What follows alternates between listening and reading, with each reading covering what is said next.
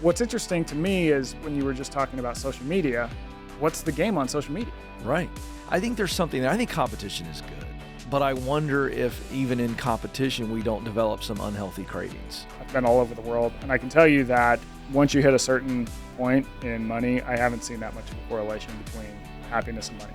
Humans are amazing in our ability to explore. Mm-hmm. All these things happen that will allow you to navigate that decision and turn it into the right one. That's it. That's what we talk about all the time. I know that when you do this type of research type book, there's opinion books, and then there's a book like this where I love, and you're a guy that's known for digging. Well, how did it change you? Journalist, professor of psychiatry, and multi-best-selling author, Michael Easter is my guest. He was saving us from the comfort crisis in his last book, and now he takes on our scarcity brain. This will guarantee that you grow if you listen and do what he tells you to do. Let's go. All right, Michael, let's get right to it. So you dug into the science. That's what you're known for. Where does scarcity come from? This goes way back, you say. Oh, this goes way back. So in the book, I asked the bigger question, which is, everyone knows everything's fine in moderation. Well, why can't we moderate? Right. And it often goes back to how humans lived for all of time, which was in environments where everything you needed to survive and thrive was scarce. Everything from food to stuff to information to even the number of people that you could influence, all scarce, all hard to find. And so if you were the type of person who tried to over-acquire all of those when you had the opportunity, that would give you a survival advantage. And we still have that sort of old DNA in a time where we are surrounded in an abundance of all these things we're sort of built to crave. And it often leads us into trouble. Okay, so here's what I ask you. Is it as simple as the science of there's so much that's passed down? We know this. Mm-hmm. You know more about this than I do. So the question becomes, okay, so at what point do we shift in culture? We look at the world at large. At what point did we not need to be acting that way, but we did anyway? And then I've got another follow-up. But is there a moment where you go, okay, we're no longer Little House on the Prairie or whatever, pick your time in history where things are still scarce. Where was that moment? Do you know? Is there a tipping point? I think, so it's different for everywhere depending on what place you're looking for. But I think if you want to think about it in terms of the world and on average, I think it was about in 1970. Okay. So this is when you start to see the proliferation of, for example, junk food. Mm-hmm. This is when you're starting to see screen time and the time that we spend engaging with digital media really start to take off. Okay. This is when a lot of goods start to become a lot cheaper. You get these global economies of scale. And so I think this is really when it starts in developed countries and then it starts rippling out across the globe. Okay. So, all right. So then we're going to get to more of this in a moment, but let's stay here. So we as a people globally during the time of history, obviously everything was hunter-gatherer, and that's where the scarcity comes from. This is all passed down? Is it much like personality traits and everything else? And so our forefathers, ancestors from all around the globe have just passed this down generation after generation, and we have to fight this as we sit here in 2023? Yeah, I think that it's all passed down. At the same time, we are not a slave to it, right? Obviously. So I like to say that, if you find yourself doing a behavior that is hurting you in the long run, whether it's eating too much junk food, whether it's spending so much time scrolling social media because you're concerned about, your sort of status.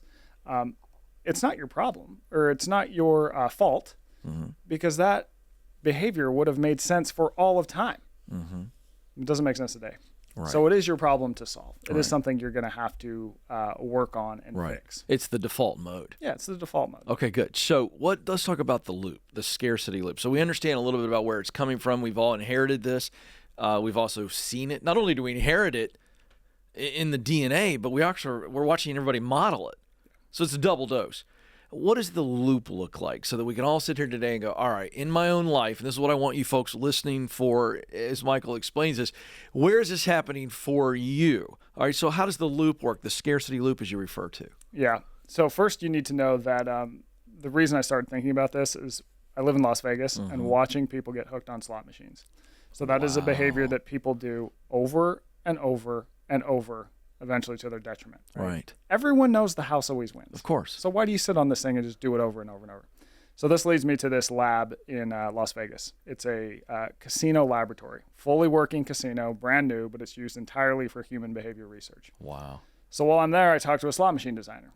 And he goes, oh, if you want to understand why people get hooked on slot machines, like, here's how it works. And I call it the scarcity loop. So it's got 3 parts. And the parts are 1, opportunity. So you have an opportunity to get something of value. In the case of a slot machine, it's money. 2, unpredictable rewards. So you know that thing of value will come at some point. Right. But you don't know when. And you don't know how valuable it's going to be. Right. So with the slot machine game, the real spin, you could lose, you could win a few bucks, you could win thousands of dollars. Let me ask really quick, jumping in, does this release the endorphins, the expectation, the possibility? Is that what's going on? Yes. So gambling, the same guy told me, gambling is not when you learn whether you got blackjack, when the reels have fallen. It's not when the dice have fallen. It's when the dice are rolling across the table. Yes. It's when the reels are spinning. It's when the cards are coming down on the table. Wow. That's when there's some biological stuff that happens. Yeah, the anticipation is unbelievable. Okay, good. All right, so keep going. So opportunity, unpredictable rewards. And then 3, quick repeatability. So you can immediately repeat the behavior. Oh, yeah. So with slot machines, the average slot gamer plays 16 games a minute. Oh, my god. Which is more than we blink. Now, then you have to back up and go, okay, so why am I talking about this in the first place? Why is this important? Well, this lab is funded by 73 different companies, and not all of them are in gambling. A lot of them are in big technology. So you can put this 3-part system that I just laid out in all sorts of different things and get humans to repeat behaviors that are fun in the short term, but can hurt them in the long run. So it's what makes social media work. It's in dating apps. It's in a lot of gig economy jobs. It explains the rise of sports gambling, especially that quick repeatability part. It's even in some financial apps like Robinhood. Increases the quick repeatability by taking out trading fees. And now that what happened is basically casinos figured this out in the 1980s. There's a specific character who figured this out. And once they did that, slot machine revenues increased tenfold. They took over casino floors. And then it's almost like other companies came in and go, what's happening there? Right. How does that work? Yeah. And started taking the playbook from casinos and putting this loop in other products. This is fascinating. I don't want to go down this rabbit hole, but I'm just curious because when I don't go a lot. I do love Vegas, but I like to grind it out in the poker room because I feel like, for me, I'm a competitor. So for me, it's the competition. I have a lot of say in poker. I don't have any say in blackjack. Yeah, you play it the way you play it. I do find it fascinating that as I'm just running through my mind here, it seems like there's a greater percentage of older people that are playing slot machines every time I'm there. Is there anything to that? You'd have to look at the data. So what's happened is, for a while, it was mostly older people. Yeah. But they're finding now that more young people are going back to slot machines. And I'll tell you why the theory is. Because how does social media work? I have an opportunity to get some likes and comments and status, but I don't know how many I'm going to get. I could get 2, and that doesn't feel good. I could get 2 million, and oh my gosh, I'm now internet famous. My life has changed overnight. And I can post and recheck and recheck. Now, the thing is, though, is that you can't slap a monetary value onto that, really. Right. So a lot of the people in the gaming industry are betting a lot on younger people who have been raised on social media as being the next customers for slot machines. Because it's the same system, but now we're playing with actual money. All right. Very interesting. All right. So let's talk about why we crave. So we crave more. What have you not shared already that we need to hear here now that we understand where the scarcity comes from and then how the loop works? We're being gamified, essentially. Yeah. So why do we crave? What's going on there? The things that we crave, so we crave food, Yeah. we crave possessions, we crave information, we crave status. All those things would have given us a survival advantage in the past, so we still crave them today. So it's being put in a lot of sales products, basically. So a great example is a lot of online retailers will use casino-like features to get you a discount. So you go onto the site, there's a spinning wheel, and it's like, spin the wheel, and I'll tell you your discount. Those tactics increase conversion rates by 7-fold. Right? You just put this loop in something, and it increases the probability that people will act. Yeah. Is there a huge gap between a good craving and a bad craving? I guess it kind of depends on what it is. You could teach yourself to crave vegetables. That doesn't seem bad, right? But I think when you look at sort of where we default, we do tend to default to things that today maybe aren't as good for us. Right. So we crave junk food. And the reason is because in the past, if you craved calorie-dense items, if you loved the stuff that had a lot of calories, you would probably gain weight. And then when the next inevitable food shortage came, you would probably survive that. Right. So that still gets applied today to a world where we've got 7-Elevens and McDonald's and grocery stores on every street. But we should be craving connection with good people, connection with our families. We should be craving good books, biographies, whatever. I mean, I'm a biography junkie, so that's a biased suggestion. But there, it seems to me that there are good cravings and bad cravings, yes? Yeah. So is there a big difference in does a good craving have the potential to become a bad craving? So I think that that's kind of a larger question about like how do we think of something that would be an addiction? Right. And to me, it's really if you're taking this sort of short-term reward or rewarding behavior that's giving you a lot of fun in the short term, but it's causing you long-term problems. That's when it starts to become problematic. Got it. All right. So having an occasional piece of cake is fine. Right. If you're having cake all the time and now you find yourself with diabetes, well, it's caused you a long-term problem, and now we need to unpack that. Right. Could be purchases. Right. Right. A lot of people will find, will go on Amazon Prime just because they're bored. It's like in the past, if you were bored, you would have to figure out something else to do, or you would have to get in your car and physically go down to the Target or the Walmart, and you'd have to walk the aisles. There were all these barriers to entries for time. Yeah. So there wasn't quick repeatability. Right. Well, now it's Amazon Prime from the couch. It's true. And you just scroll and oh, wow, that looks like a great item. And oh my gosh, it's on a lightning sale. This is a limited time deal. Oh, yeah. It expires in 25 minutes. Better buy it now. Yeah, it's really true. And we found out that we were out of town this weekend at a wedding, and my 14-year-old daughter ordered a drink from Starbucks via DoorDash because she can. It was her money, right? So she's going to learn some hard lessons if she keeps doing that. But I was like, you got to be kidding me. These kids, that's out of my mind as a 14-year-old. That doesn't even exist. So I want to get to this because I know you address this. How do we properly analyze our cravings, like to make sure that we know, wait a second, this is not a occasional piece of cake. This is deeper than the cake. There's something under the craving. What did you learn? Because you went deep into this. Yeah, I did learn that a lot of times that we fall into these loop behaviors, it's often to sort of distract ourselves from some underlying problem. Yes. Now I'm going to pull up some crazy animal research. Right. There's this guy who is named Thomas Zental. He's a psychology researcher, and he does a lot of research looking at pigeons. And this guy has basically, he can get a pigeon to become a degenerate gambler like very fast. So what he does, he takes these pigeons from these their cages, which are these kind of small cages, and he gives them a choice of 2 games. The first game, they peck a light. Every other time they peck a light, they get a predictable amount of food, 15 units of food. The other game, it's more like a slot machine, where they peck, nothing, and then they get a win, and so they get 20 units. Now, if they play game 1, they end up with more food over time. Right. So that is the smart thing to do. Right. But 97% of the pigeons, they play the game that's like a slot machine. And so why is that? So he's like, I don't know. One day he ends up putting these pigeons in this big cage that is like stimulates the wild environments that they would live in. They have to work. They have to do the work that pigeons are designed to do. They got to build nests. They go up on cliffs. They socialize a bit. They got to do the things that pigeons have been doing forever.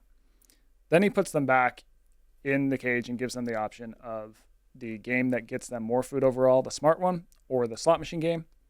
And they all start playing the better game, the one that gets them more food over time. So his idea is, he then turns it right there. He goes, so when you look at humans, when we aren't doing the right work that's giving us an ideal amount of stimulation, yes, that's getting us to do the things that we are designed to do, yes, we start to look for stimulation from other places. Oh, wow. We gamble. We buy too much crap online. We overeat. People will do drugs. They'll drink. I mean, name any behavior that people get themselves into trouble with. And it is often just because we have a mismatch with how we're living and how we're supposed to live. That's it. I mean, that's what we talk about all the time on this show. Like, if you aren't making that unique contribution that you were designed for, to where you get that healthy response, then you are going to absolutely go the other way. Yeah, you're going to look for it somewhere else. Wow. And unfortunately, we live in a world where there's a million different options where you can find it, of options that are not great for you. And we've also been told for generations that work is kind of supposed to suck. Yeah, you know, it's kind of like, oh, just get yourself a decent salary, and you hope you get a 401k. Yeah, and I do a lot of traveling for my books, and I've been all over the world. And I can tell you that once you hit a certain point in money, I haven't seen that much of a correlation between happiness and money. Of course, you need enough that you have enough, that you have all your survival needs met. But the difference between, say $70,000 a year and $700,000, I don't see a huge difference in those groups. Enough to be able to say $700,000 is 100% the answer, 100%. That's exactly right. I mean, we've all heard the horror stories of seven-figure earners committing suicide, getting hooked on drugs. They're searching for something. They're not getting it in the high-profile job. Fascinating stuff. Okay, to that end, I want to talk about influence, because that's one of the topics in the book. And I love how you opened it up. Influence has now become like, that's a beautiful word that has so much depth to it. And now it's become a title for people who have large followings on social media. And interestingly enough, and again, I'm a middle-aged guy, so, this is part of the deal, but the guys that I've been able to spend time with and that I look up to in the space that I'm in don't have a big social media following. And by the way, could care less about it. Those are the men that I have been influenced by. But now an influencer is somebody who shows up and is playing a video game online.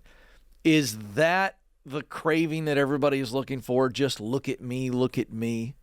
I do think that we did evolve to crave status and influence. Right. I would have given you a survival advantage again. Right. If you're the leader there, that's right. You're not doing the crappy work that burns energy. That's right. You're not going on the front lines of battle. And oh, by the way, you've got people defending you, and you get 2 wives instead of 1.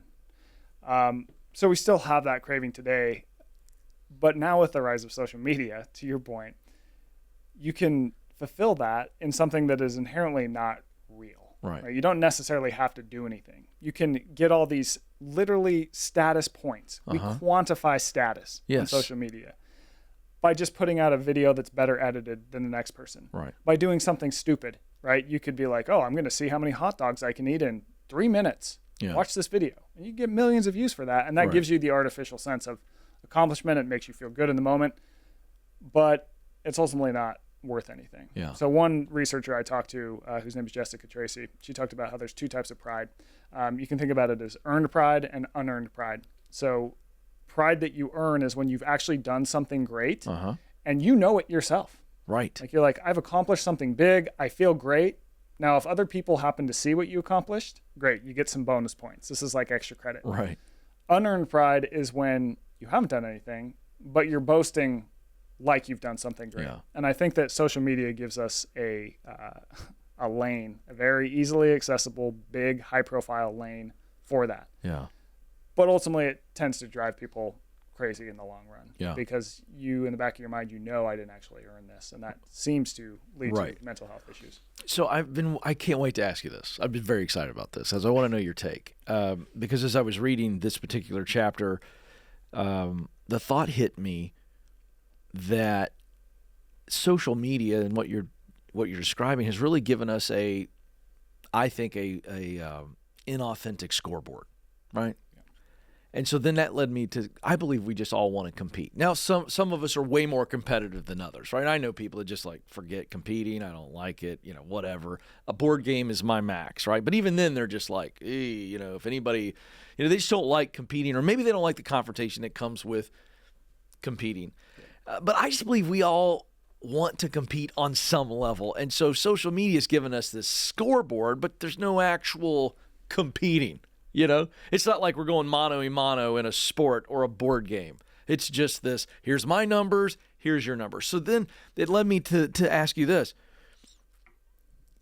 Is competition, is it a part of our craving? Meaning, do we crave just the act of competing, or do we crave winning, or is it both? That's what I'm intrigued by. And we kind of touched on it earlier when you said it wasn't about winning the card game. It was as the dealer brings the fifth card for a poker player, right? What's on Fifth Street? What are your thoughts on that? That's a great question. I haven't gotten that question. So why do we want to win? Right. I'm guessing some sense of validation personally at its purest, maybe? Tell me if I'm wrong. Could be a lot of reasons. Right. It could be that. It could be literally you and I haven't eaten for a week. Right. And there's one loaf of bread. Right. Yeah. Let's go. Yeah. Right. So there could be some survival advantages too. Yeah. And so I do think that probably competition is woven into our DNA. At the same time, we're social creatures. Right. What's interesting to me is when you were just talking about social media, what's the game we're competing in? Like, what's the game on social media? Right. It's just to get these random points, right? Exactly. And the problem is I think that can change your behavior because you start to go, okay, if the game is to get points, I need to behave a certain way on social media to get points. So what gets points on social media? It's controversy. Yeah. It's trying to dunk on people. It's being negative. Yeah. It's stupid stuff. Right. That is often at odds with what you actually want to do with your life. Right. Right. So if you think of something like Twitter, it's supposed to be for discussion. Now, the point of a discussion is that there's a lot of points. Yes. Right. There's to understand someone, to be understood, to empathize, to commiserate, to on and on and on and on. There's like hundreds. Yes. When you put discussion on Twitter, people fall into the game of scoring points, of getting the retweets, of getting the followers. And the way you get that is often at odds with all these different goals of discussion.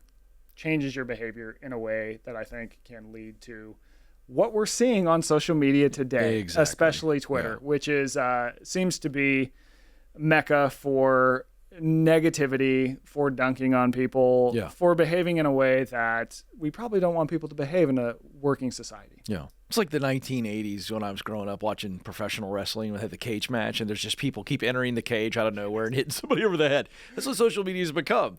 Like it started out with two people in wrestling, and then they come in and it's just got crazy.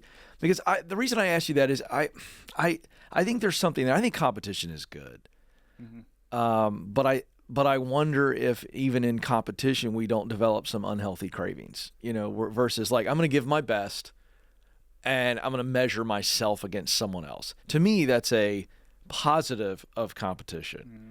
But when we get into, craving the status that comes with the win as opposed to just everything that went into giving my best, and if we got the win, awesome. Yeah.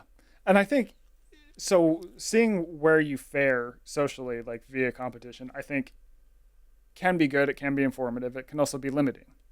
So why do they put blinders on racehorses? To keep them focused. To keep them focused. Yeah. Because if you're looking at where the other horse is, you slow down and you don't win the race. Right. And so sometimes I think if you're comparing yourself to others, that can maybe help propel you in one direction. But what if there was an entire world of different ways you could be thinking about the problem you're trying to solve via competition? Yes. Right? Sometimes you need to think differently to really move the dial. Yes. And this new idea you had, because you weren't focused on the other horses around you, metaphorical horses, changes the game entirely. Yeah. It just eradicates that game because you've come up with a better idea that's going to better move the dial. And so I love you brought it full circle. So that's where you got me going. I got to spend some more time with the book on the craving part and how it jacks up competition. Yeah, because I think competition is good. Yes. I haven't figured it out, but I was like, I'm sitting there going. To me, it all comes back to the very topic you spent so much time on. I think craving is where competition gets off. Yes. But I did have to ask you this because I've said this. We spoke at the same event recently, and honestly, it was just one little thought, and we had 8 minutes. We had to share our thought, and so I was like, okay, what's this one thing?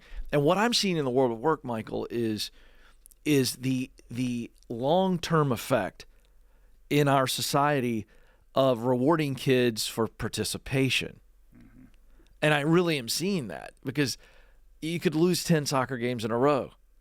And you got a trophy. So you thought, well, if I just show up and play the game, I'm going to get rewarded. And now you're in the workplace and you're genuinely, and this is not a critique, this is happening. You're genuinely upset when you don't get a raise or a promotion in the first 6 months to 12 months. It does have, and that's where I'm at on this idea of what are we craving, and then as parents and influencers, what are we giving young people to where their appetite now becomes a craving? And that was less of a question, but it leads me to this. Appetite. You talk about craving. Mm-hmm. How do we reset our cravings by resetting our appetites? Yeah, I think so. So there's a great quote in the book from the researcher Robert Sapolsky, and he basically said that, the way we're designed, he basically said if engineers designed us as we got enough of what we needed, we would want less. Mm-hmm. But that's actually not the case. As we get more and more, we want even more and more. So what happens is that, the pleasure of today becomes a boredom tomorrow, and then it's eventually going to never be enough. And so we're constantly advancing the goalpost on wanting more. So to bring it back to what you said about, participation trophies and how that's affecting the workplace, I do think that if you have set a young person up to have expectations about you always get something good, you always get the reward, you always get the reward. Mm-hmm. It's like my dog giving him treats. 100%. Right? If I give him a treat every time he sits, even if it's a half sit, right, it's like, his butt just kind of dropped down a couple inches. Give him a treat. That's great. Now he just starts to kind of go, right, yeah. It's behavior seen across all species. You're going to put in the least amount of effort to get the reward. And if you're rewarding the least amount of effort, why would you ever put in effort? Like that's just only makes sense. Yeah. So it really needs to be rewards need to be matched to what you want it to be. Yeah. If you and I were sitting in a room and it was a room full of whiteboards, and for a day you and I got to think about this idea of influence and craving influence, but what is if I could use the phrase, a pure craving for influence? And I said, all right, write it up there, Michael. What do you define a pure craving for influence? How would you define that? Pure meaning beneficial? Good, whole, healthy, whatever you want. That's what I mean by pure, meaning at this point, I'm craving influence, but this is good. This is what you would define as healthy influence, something that you should influence this way, crave this, as we put the word influence over it. What would this be? Now, I'll answer this question by first saying it becomes harder to measure. Mm-hmm. But to me, it is, influence is the ability to affect the behaviors of others. Yes. So if you are affecting the behaviors of others in a way that improves their life, that improves society, that's good. Yes. Now, that's also harder to measure. Right. Right? I'll give you an example of me. It's, how does my publisher measure my success as an author? Book sales. Yeah. Easy to measure. Very easy. Very easy to measure. Yeah. Why do I write books? Because you want to help people change their life. Right. So how do I measure that? Well, that's really hard. Right. Unless you get some emails or a phone call, you see them at a book signing. Yeah. That's exactly it. Right. And so I think that you need to keep your eye on why you're doing this in the first place. And for me, it's to help people. So getting those messages and getting those emails and details about how you are helping people, I think helps you keep your eye on the ball. I mean, it's like everything you guys are doing here, the Ramsey Network, you can measure it in all the amount of people watching, but at the same time, you're not just doing it for the ratings figures, right? That's you're exactly doing it right. because you want people to Right. take these behaviors that Right. do improve their lives and help them to live freer, That's better. Right. And maybe it's even, if you think about it in terms of building a business, it's like, well, how can we build that feedback in so we're getting sort of that reward that pushes us forward to keep doing the things that are most useful for people? Yeah. Yeah, I love that. All right, I want to cover another thing you talk about, and that's the exploration gene. Yeah. This to me is there's a lot of light bulbs in the book. This is a big light bulb for people, and I think again the spirit of adventure. Tell us what you learned, because this is pretty fascinating. So here's what I'll say is that humans are amazing in our ability to explore. Mm-hmm. Full on amazing. There's no other creature. I mean, we took over the world in like 50,000 years. Oh, yeah. We go into outer space. We go into the deepest trenches of the ocean. We go set up stations at the North Pole. Right. We're thinking about Mars. We're thinking about Mars. It's madness. Yeah. And so why is that? Because it's inherently rewarding for us to go, you know what? I wonder what's on the other side of that hill. Because maybe it's greener grass. Right? We're always wanting to go take the next step to see if we can improve our life. And I think that is a good thing. Now, if you think about exploring in the past and getting information, you had to go on foot to get it, right? So you're going through nature, you're moving, you're doing all these important things that are good for your health. And you didn't know what you were going to find. It was like a gambling game, right? Right, It could be worse. That's exactly right. Could be the same. Could be better. I hope it's better. Yes. I think the way that we as humans explore today has changed in a way that maybe isn't good for us, in the sense that now if I have a question, I don't have to go to the source. I don't have to read a primary source. I can just Google and get this answer that may or may not be right. Correct. If I want to go into an experience, I can change that experience by looking it up beforehand. So a good example of this is restaurants or watching a movie. Like, when is the last time you just went into an experience totally cold?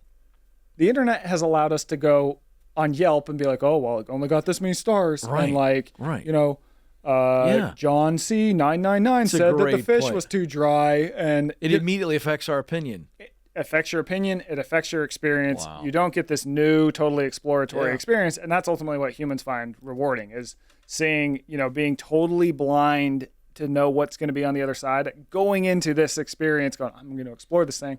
I'm going to see what I'm going to get. That is ultimately more rewarding. Even if you go, okay, that restaurant, we're going in there. Yeah. We're just going to, we don't know anything about it. Yeah. We're just going to order whatever. Even if the food isn't good, at least now you know. You've had a new authentic experience. Right. And by the way, if it is good, you've just found the secret gem. Don't tell anyone about that. Right. Because that is yours now. Of course. Forever, right? That's right. That's but it's not just restaurants, of course. It's movies. It's going to travel destinations. It's, so many people will plan every second of their vacation. It's like, you're in a new place. Go see, go different places. Wow. Experience it in the present. Yeah. And we're not doing enough of that. No. And that's what you assert. Okay, I want to put myself on the spot because I don't mind it, because I also want to learn. Okay. So don't let this make you too terribly uncomfortable.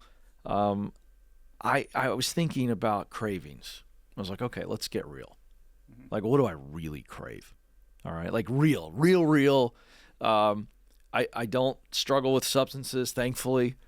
I crave affirmation. And without unpacking my whole journey, didn't get it from a key figure in my life. Shaped me tremendously. I don't care about all the I got all the personality profiles, and they all lead to one thing. I'm a performer, and I need attention. And I crave it. And it's something that's there. Certain times of life, I'm healthier on it than others. Let's be honest. Certain points of a day sometimes. And so I don't mind being transparent here. So what you've learned about craving, what would you say to me? If, let's say, we're buddies, and I want you to take on the role of a close friend, where you could just say exactly what you felt you needed to say. And because I struggle with it. I crave it. I crave it in different areas. Crave it. So I'm in a public role. I've been blessed. They've put me on a massive platform. I crave it there. I crave the book sales. I crave whatever.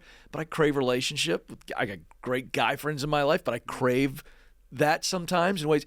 My wife, my teenagers, good Lord, man, I'm struggling right now as a father of 3 teens. That sounds hard. It's really hard. Really hard. So talk to me. Walk me through this. Here's what I'd say is that everyone craves affirmation to some extent. Of course. Right? I think I crave it way too much. Yeah. So this reminds me of there's a chapter on the book on certainty. How we want to know whether or not we're doing the right thing. That's right. We want certainty. Yeah. Right. So the worst thing that can happen to us is if we just go, I don't know. There's like this gray area. We hate the gray. We want things black. We want things white. Yes.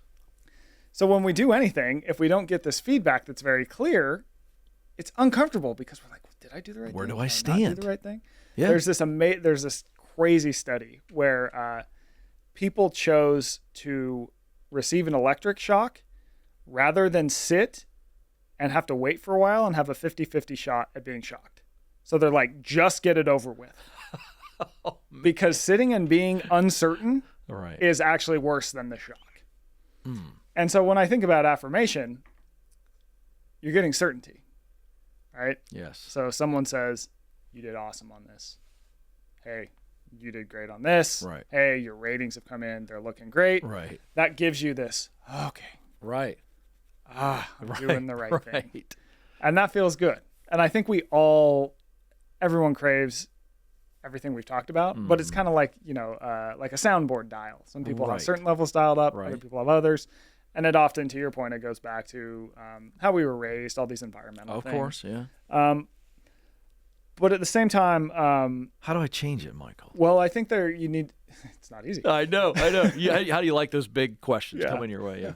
It started out as not enough praise or whatever, or some negative feedback. And then that began to create this craving for just, where do I stand? I wanted it to be this type of standing, but now I think it has permeated me to where it's just standing in general. And we all want that. So, I mean, it's not like I'm isolated here, but there is a nice connection for me there. Yeah. So it's getting below the surface. And in the book, you talk about escape, certainty, influence, food, stuff, information, happiness. And so I've taken you to what we do now, and that's been very helpful for me. So I need to get to a place where I've got to be okay not knowing. Yeah, it's ambiguous. It's that simple. Am I right? Yeah. I got to develop a muscle for that. Right. There's a quote in the book that, I mean, really just it did a lot for me personally. I found this book at it was a Catholic bookstore in the mountains of New Mexico. And it's just there's all these books on the shelf. And I pull out this random book. And it's written by A. Monk, is the author byline. Didn't use his name. Yeah. Written in the 1800s. The person was living in a cave. And it's maybe 100-something page book, but there's a line in there where he talks about these themes. Like, we're never going to know that life is ambiguous. And it's kind of an abyss. Life can be an abyss. There's like hardship. You don't know like if you're doing the right or wrong thing. But by not just being willing to go into that, you're missing a lot. So he wrote, you risk so much by hesitating to fling yourself into the abyss. And I've always thought about that. Where you have uncertainty, it's like, I'm gonna be okay with that. I'm gonna go ahead with this thing, even though I know I'm not gonna get this perfect answer around it. I know I need to do this slightly difficult thing, even if it's not like perfectly scored, or I'm not gonna have like, yeah, you did great, And I don't know, that's just really affected how I view everyday things, big things, small things. Yeah. All these kinds of things. And I did a quick follow-up here. You really do reveal in the book, I mean, there is a way to, once we understand these cravings, there's a way to rewire our cravings, yes? Do you come away from this research and this book feeling positive, feeling hopeful? Yeah. Well, so I think there's two sides of that. So on one hand, technology is making this scarcity loop even better over time, which is a little bit scary. At the same time, we know how to get out of it, and we've known since the 50s. You can change or remove any one of the three parts in whatever behavior a person is doing and that you're doing to excess, and that'll usually reduce the frequency of the behavior. So, for example, if you can just slow down a behavior like the example I gave with shopping. Yeah, right. Well, in today's age, you don't have to buy everything on Amazon Prime. Like, if you want something, be like, okay, I'm going to put it on a list, and next time I go to the store, I'll get it then. And you might even find that by the time you get to the store, you're like, do I really actually need this thing I was planning to buy? So just slowing down the frequency that you can repeat a behavior, changing why you're doing it in the first place. All these things I think can help us. What did you personally walk away from? Did it change you? Did this book change you in any way? Oh, totally. Yeah, a lot. Share maybe one thing that maybe that you didn't expect, or I don't even care. I just want to know how it changed you, because I know that when you do this type of research type book, I mean, there's opinion books, and then there's a book like this where I love, and you're a guy that's known for digging. How did it change you? I think it made me more aware of my everyday behaviors and ask why I'm doing this thing in the first place. Yeah. So whether it be, I don't know, spending too much time on like social media or something. Sure. I can now go, oh, I'm doing this because I was stressed out and this is like just an escape for a while, or I was bored. But is there another way I could spend my boredom? And also realizing that, when, like I said before, it's like when you do a lot of these behaviors, it's not necessarily your fault, because we are sort of wired to crave and wired to fall into these behavior patterns.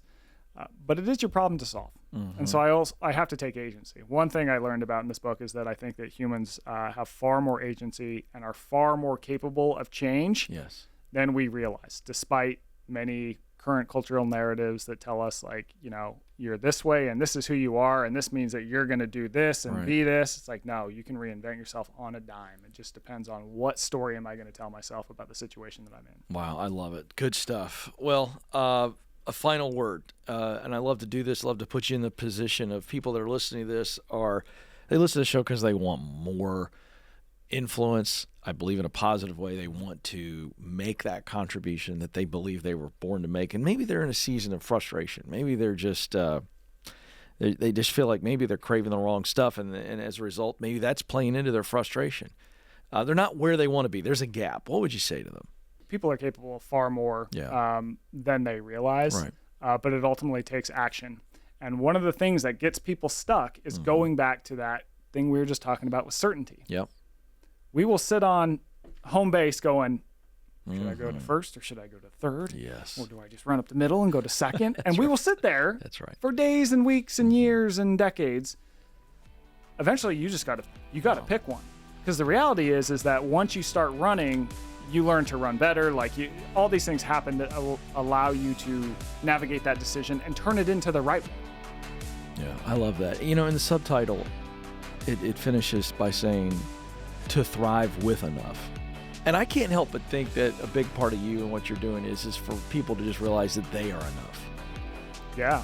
I mean, yeah, I think so. I mean, absolutely. I just think everyone is. Yeah, I love what you do. This is great work. Scarcity Brain is the book. Fix your craving mindset, rewire your habits to thrive with enough. He is Michael Easter. By the way, I'd love to do a deep dive on the comfort crisis, but that's for another time. Incredible work that you're doing, my friend. And thanks for speaking so honestly today. This is going to help a lot of people. Thank you for being with us. Well, you too. Thank you very much. You bet. Hey, I hope you enjoyed our conversation with Michael Easter. If you did, would you give it a like? Would you subscribe? And hey, maybe share it with somebody that you think will be better because of it. We'll talk to you soon.